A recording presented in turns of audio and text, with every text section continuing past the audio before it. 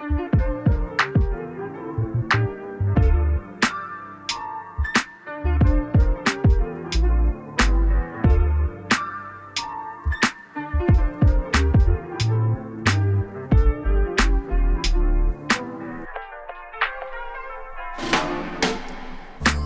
to the Doomscroll News Report here on Radio Taiwan International, where I, Amanda Stevens, and my co-host, Hanna Belinsky, two writers, political by necessity, cover some of the biggest international news stories dominating our feeds from the last week.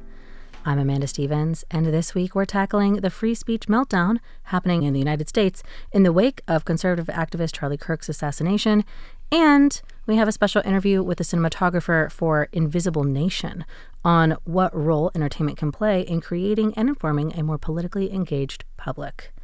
But before all of that, how are you, Hanna? It's been really blustery here with the typhoons, plural, in our vicinity. Yeah, it was a lot worse than I expected, even though it didn't really hit us. And I feel like I'm getting, what is that called? Empathy fatigue? Or, you know, when you read a lot of horrible, sad news. Yeah. And for anybody who's missing out on what we're talking about, Typhoon Ragasa blew past Taiwan, and it really just messed up Taiwan, the Philippines, Hong Kong, and anywhere else that it's going to hit. And we have a current active disaster zone out in Hualien again. But there's a lot today, so I'm just going to get into it. And we're actually going to mix it up a little bit because of the nature for today's information. So I've decided that this week, I'm just going to get all of the facts out of the way at the beginning. And we're going to do all of our questions and answers at the end because I think it's all kind of revolving around the same idea. Yeah. So, on September 10th, American right-wing political activist and close friend of many powerful right-wing figures, Charlie Kirk was shot and killed while addressing students at a Utah university during a planned publicity tour. On September 12th, 2 days later, late-night show host and well-known comedian Jimmy Kimmel commented on the event, saying, quote, "We hit some new lows over the weekend with MAGA gang desperately trying to characterize this kid who murdered Charlie Kirk as anyone other than one of them, doing everything they can to score political points from it," end quote, before making a joke about how the president mourning Kirk was like a child whose fish died. Then, 5 days later, the show was pulled off the air indefinitely, supposedly for his insensitivity.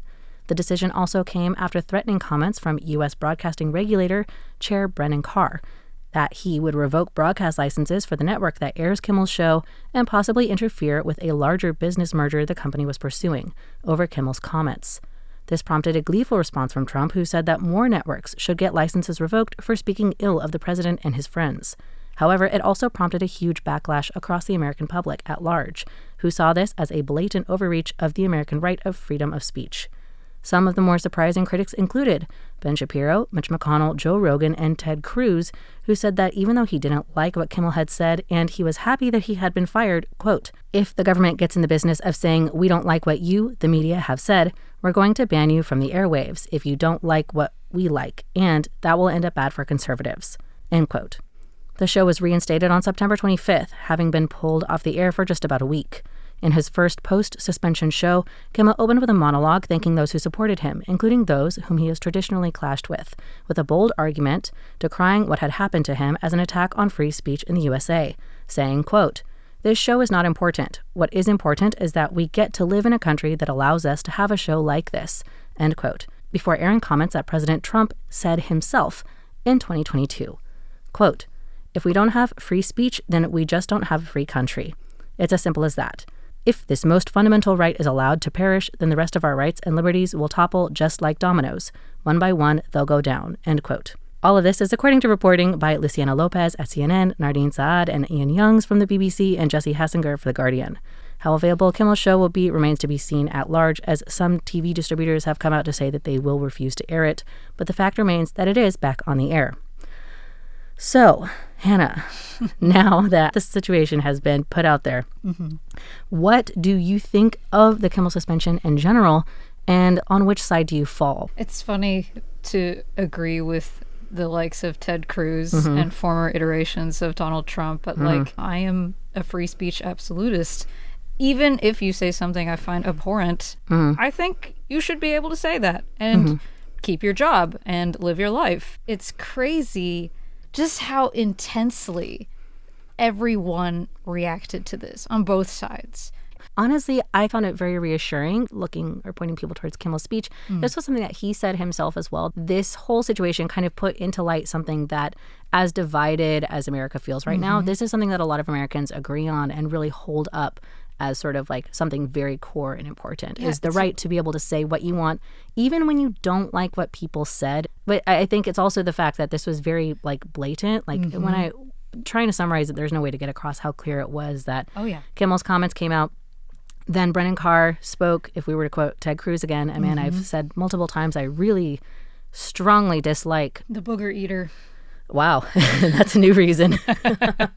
But even he said like the statements by Brennan Carr sounded like a mafioso. Yeah, and it was heartening to see people on the right and the left say, yeah, no, we can't do this. This is literally the First Amendment. I think in a lot of ways it's sort of the right or the amendment that people hold most sacred. If I had to pick one. Oh, yeah. Which is like a crazy thing to say. Like if you had to pick one right, what would it be? It's like, what an insane thing to say. But to that, I wanted to ask you then, what role should the government play in media moderation? In our own opinions, of course, working for a government-funded media, it sounds like you're leaning towards none. I really, it's funny, you bring up that we work for a station that's funded by the government. Yeah. But apart from funding us, I don't think they should touch us, Like, obviously, we shouldn't say untrue things or like otherwise abuse the platform we're given, but free speech and free media, that goes hand in hand, you know? I want to say what I want. So one reason I wanted to bring that up was because a lot of people have been going after people who expressed any sort of like dislike of Charlie Kirk, sometimes even quoting him directly. Big time by cancel quoting it culture. as hate speech. Yeah. And I think a lot of people would like the government to step in things that can be classified as hate speech, but it's a complicated issue to try to decide at what point should the government step in. I think is not very clear. No, yeah, and the definition of hate speech feels hazier and hazier given the political climate and how polarized it's become too. But to bring it back to Taiwan, right before we get into this interview, I wanted to ask you, to the best of your knowledge, how do Taiwan's free speech laws and I think kind of just general opinion on free speech match up with those in America? And do you think that there could or have been similar situations in Taiwan in the past? When I see free speech mentioned in Taiwan, it's usually in the context of, lately at least, Chinese spouses of Taiwanese citizens who are basically saying, yeah, China should forcibly retake Taiwan and things of that nature. And this is something that I've kind of been keeping an eye on, this whole idea of the united front that China operates to, kind of sway public opinion. And so when this comes up and when the government is like, yeah, you can't just say, please come and destroy this country or take this country by force. Yeah. And then the other side will say things like, what about free speech? We should be able to say what we like. So, I mean, it kind of gets back to like threats of violence or just an opinion, right? Or asking another foreign power that already has expressed interest in an invasion. Literally, like, hello. Literally, So I think it is complicated. I think it's a really relevant conversation to have in Taiwan for this reason, but also because the opposite has happened all the time. And the idea that, like, for example, what constitutes as free speech is being able to show your country's flag a form of free speech. Oh, yeah. Yeah, you're right. That does come up is being all able the time, to put a sign, like just thinking about last year's Olympics. But to what extent does that qualify as free speech? How much should you be allowed to say? I think is something that a lot of Taiwanese people are very interested in. Totally. And I think that you're right, too. On the other hand, just because you come from China and live in Taiwan, should you have to live in a super monitored state?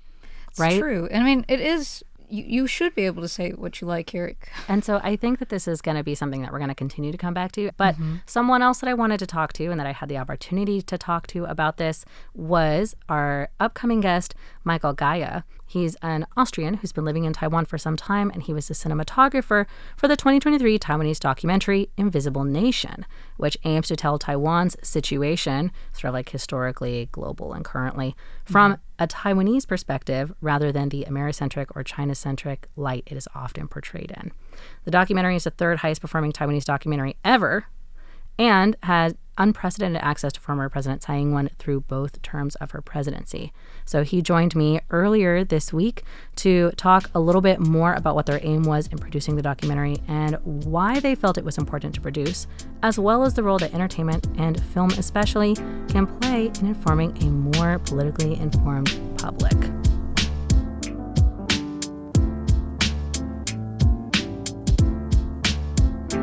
Thank you so much for coming on. Thank you for doing these interviews with us. We really appreciate your time. Thank you for having me. I was curious if you could describe what role a cinematographer plays. What does that entail? So it's a big title, but it's not 100% defined. So it goes in a very wide range. It basically starts off as being a cameraman, which is the simplest form, to working together with the director and really developing the full visual style of a movie or a documentary, for example. And so you're then involved in the whole creative process in pre-production, where which style, which look, what shots we're getting, what kind of cameras, how much budget we have, what kind of gear we can use in post-production. But there's this standard saying, like, we fix it in post, but obviously that's a lot of time and cost as well. So you want to work a lot in pre-production, and many projects, be it documentary or narrative films, often it's like month to month in pre-production. Yeah, after working in the radio, I got a much better appreciation for how much work was entailed with the flippant fix it in post. Yeah. I became much more of a pre-production kind of person. Especially if you have to do it yourself. If you have people you pass it on, it's a bit easier because it's not hitting you directly. But once you had to go through that, and in film, it's especially movies when it's special effects involved. Well, let's get more into one of your projects then and get into Invisible Nation, or 看不見國家, which was released in 2023. Would you mind telling a little bit more about the film and kind of the themes that it explores? So Invisible Nation is basically telling the story of Taiwan, hence the name Invisible Nation, as Taiwan is from many countries not officially recognized. So the director, Vanessa Holmes, she also did a documentary where she followed the US ambassador to China. And so she saw always the storyline of Taiwan being told between America and the US. And nobody really told Taiwan's story from the Taiwanese point of view. And so she had this idea to come to Taiwan and tell the story. And at the time when she did that, there was the chance of having the first female president in Asia, basically. And that's how we started it off. And so the basic story, or the story we could fit in 90 minutes, as we had to stick to that for festival slots and all that.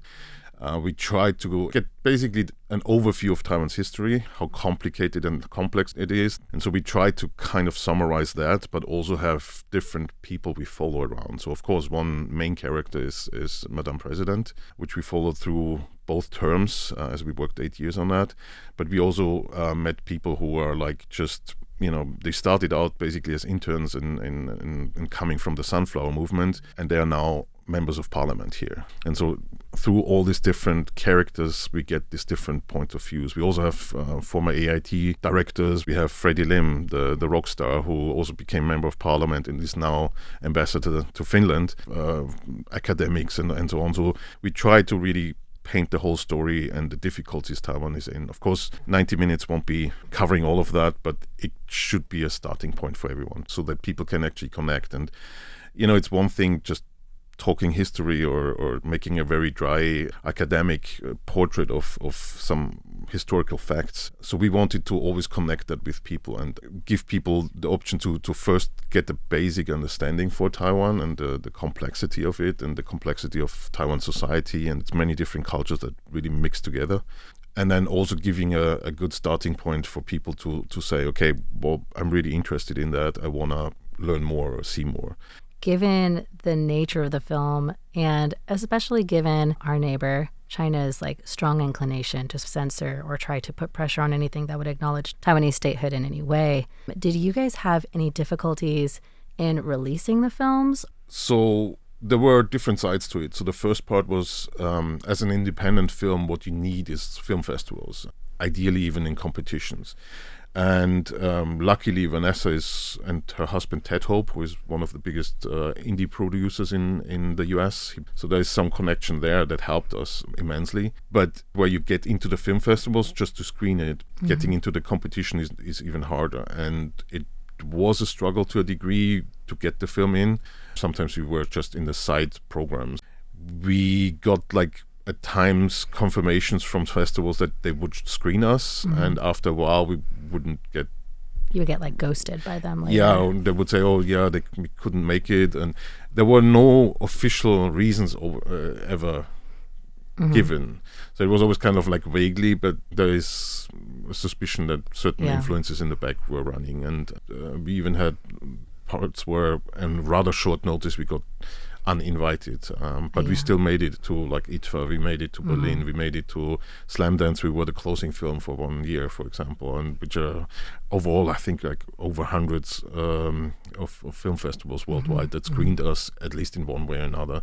And we did also many private screenings on university campuses. We screened in the House of Lords in the UK. In Berlin we screened at the Parliament there as well. Wow. So we still tried to reach, but we had to go unusual ways in one part. Distribution-wise, it's I'm not a producer, so I don't have all the details. Right. But there is certain things where big streaming networks, for example, said, well, they plan to go into China at one point, so they want to buy it just for very specific countries. We had a similar situation here in Taiwan where we wanted to get distribution, but it was hard because many companies are connected with China. Many of them said, well, they are happily screening it, but we have to book and pre-rent everything and do the marketing ourselves. Again, as a independent film, that's hard. It raises again, the cost of the production is already there, and then you need so much more to do that. And then because you don't know how much sales you will actually have, as I said, we were never expecting the success we had at the end. And then at the end, it was actually a smaller distribution company that really put their heart into and used all kinds of digital marketing to help it. And then it kind of exploded. So I think it's definitely clear that the film was a success, despite theorized workings in the background. To that end, did you guys ever hear anything about the Chinese reaction? Was that ever even on your radar? From what I hear, there was no official governmental reaction to the film. They kind of ignored it on that side, as far as I know. On festivals, we had some reactions. We had some people from the PRC, which had a journalistic background, basically state media to some degree. Yeah. And they tried in official Q&A sessions to push their narrative in, which Vanessa usually was very capable of diffusing the situation. So they kind of were oh yeah, you're just telling this story. Shouldn't China be part of that? And then, that was the whole point, that everyone always tells it from the viewpoint of China or America. So that was a little bit of an attempt to do it in that way. People from the PRC that lived in, for example, Netherlands and other places where we met them abroad, their reaction was actually really positive. So we never met anybody who was really mad about us or so.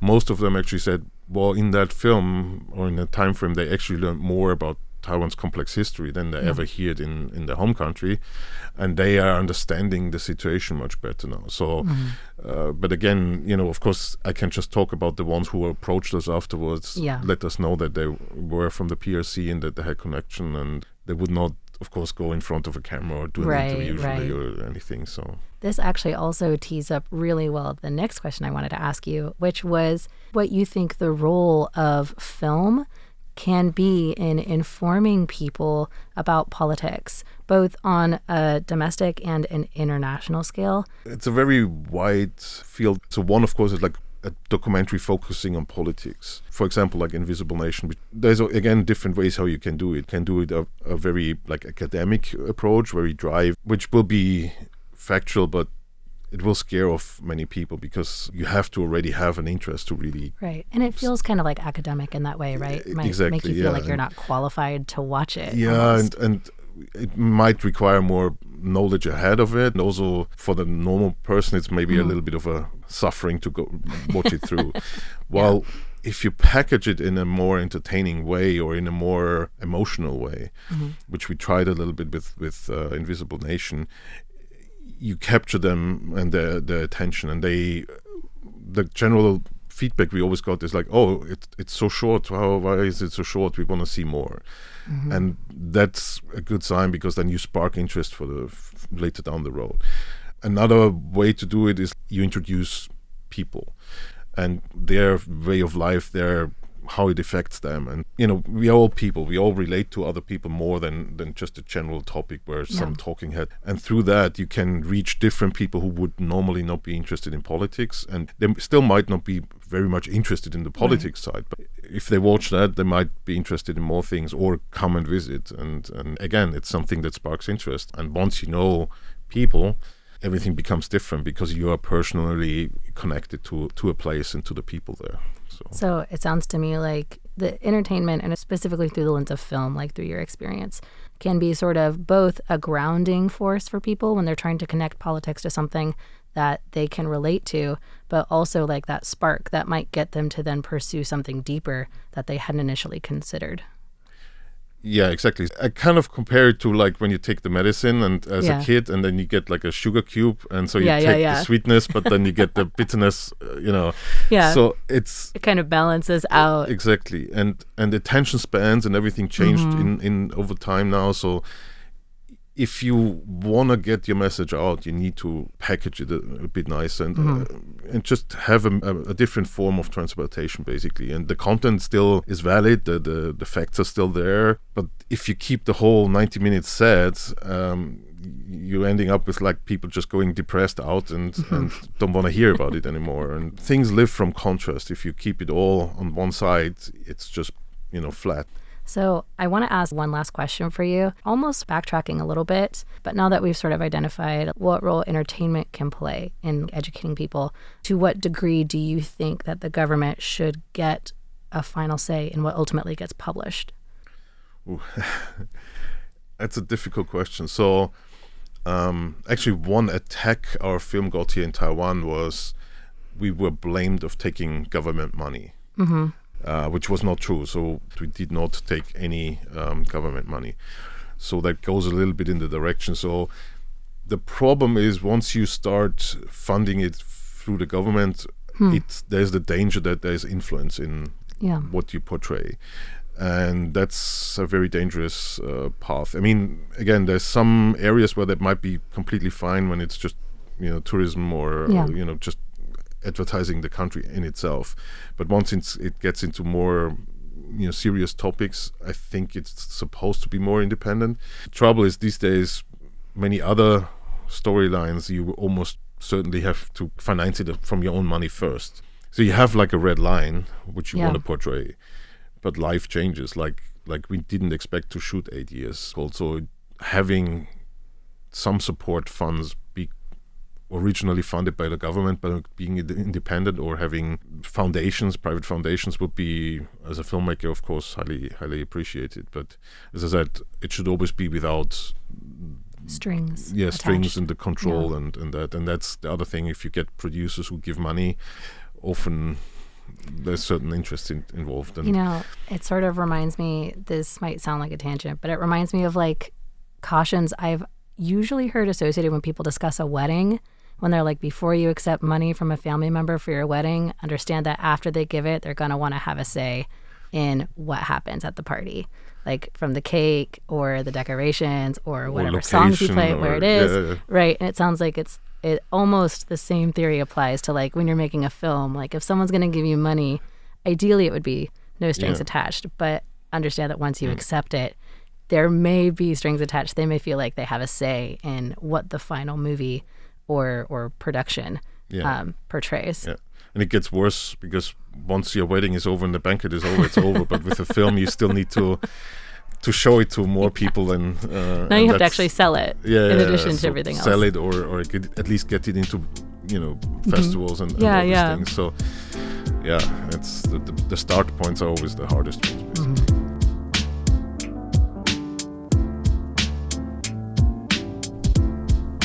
Well, that's all for today's news report. A quick reminder that you can find all of our referenced articles in the show notes for today's episode. I'm Amanda Stevens. I'm Hanna Belinsky. Thanks for joining us on air today. Tune in tomorrow for more programs by Radio Taiwan International. And in the meantime, remember to stop scrolling and touch grass. We'll see you next week.